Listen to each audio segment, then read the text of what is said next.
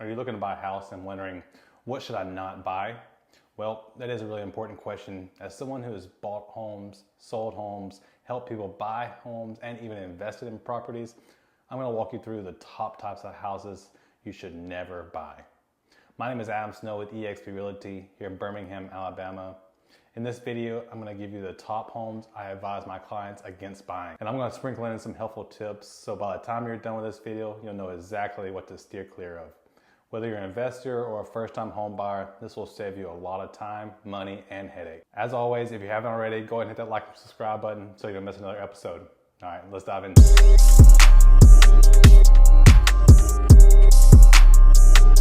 First up, let's talk about flip properties.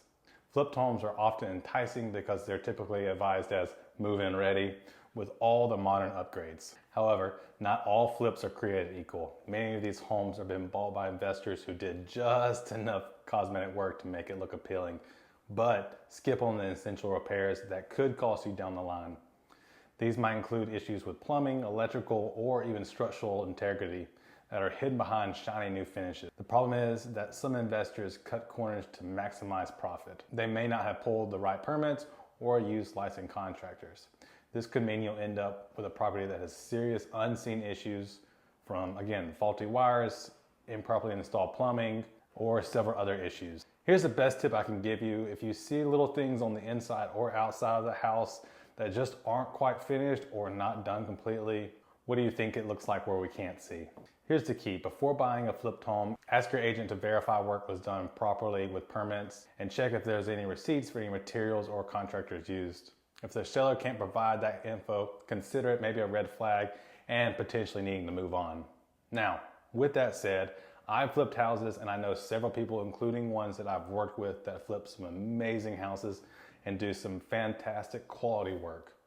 In fact, I have one investor I've worked with that has done 5+ houses now and never had a single issue on the inspection. They always go above and beyond to make sure that everything is safe and so there's no issue. So it's not a hard and fast rule, but something to keep in mind.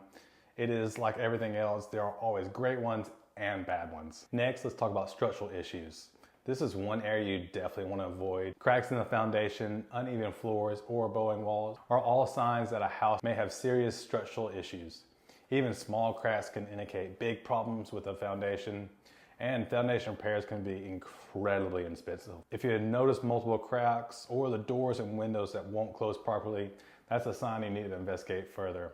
Now, a minor crack here and there might not be a deal breaker, but if the damage is widespread or it affects the foundation, it could be a huge headache to fix. Always get a thorough inspection with a licensed professional if you notice any signs of structural damage. Do not skip on that step. I always recommend as well, if there's something that you're worried about, let's get a structural company out there to actually give us a quote, make sure that they look at it and tell us for sure if there is an issue and then how much is that going to cost. Another major issue to watch out for is old or faulty plumbing.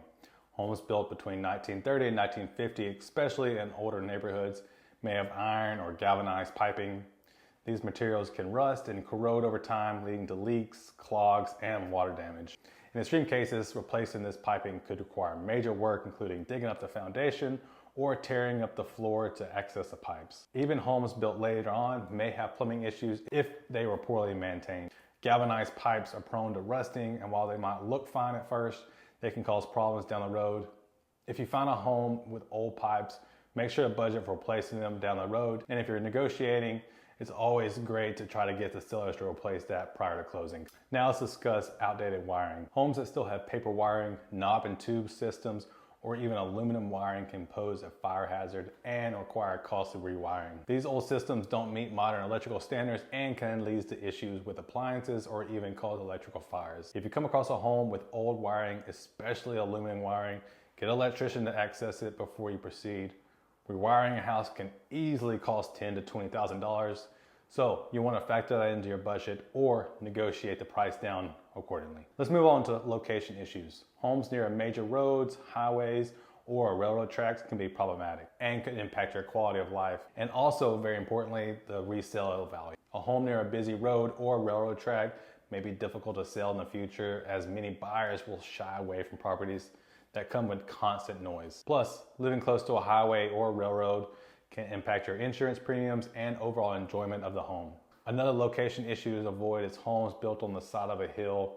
If they aren't structurally reinforced, you could face erosion or shifting foundations. Another thing with location and how the house is set up that I always talk to my clients about is ground is sloping towards the house. I always try to steer them away from it, or at least talk to them about how water could be getting into the house because of it. So it's always something to look at. How is the back or the front yard? Is it sloping to the house? Could start to cause an issue. So it's just something to think about. Always consider how a location could affect your home's future value and livability. Finally, let's talk about homes in a floodplain. When looking for a home, it's important to understand the risk involved with buying a property in a flood zone. Homes located in 100-year or 500-year floodplains can seem like a great option, but they come with significant potential downside. While some homes in flood zones may have never experienced flooding, it's essential to remember that storms are unpredictable and the risk of flooding can always increase over time. One of the biggest challenges, though, of purchasing a home in a flood zone is the cost of flood insurance. Insurance premiums for homes in these areas can range anywhere from $800 to $5,000 a year, depending on the location. And this is on top of the insurance that you have, which in our area especially is anywhere from $1,200 to $3,000 a year. So you're talking about that on top of the flood insurance. This cost can quickly add up, making what seemed like an affordable home much more expensive in the long run. Homes in the floodplain are also a lot harder to sell compared to non-floodplains, which adds to the reason why I avoid them. Even though the home has never flooded before, there's no guarantee that it won't in the future. Storm patterns and flood risk are constantly changing, especially as weather events become more unpredictable. In light of this, I strongly recommend avoiding homes in flood zones. It's important to be aware of these potential risks and factor them into your decision-making process. I hope this video helped you avoid costly mistakes when purchasing a home in Birmingham. Don't forget to always get a professional inspection and work with a trusted real estate agent who knows the market. If you found this video helpful, please hit that thumbs up button and subscribe for more tips of navigating the Birmingham real estate market. If you're ready to buy your dream home or just need guidance on the next steps, feel free to reach out to me for a personalized advice.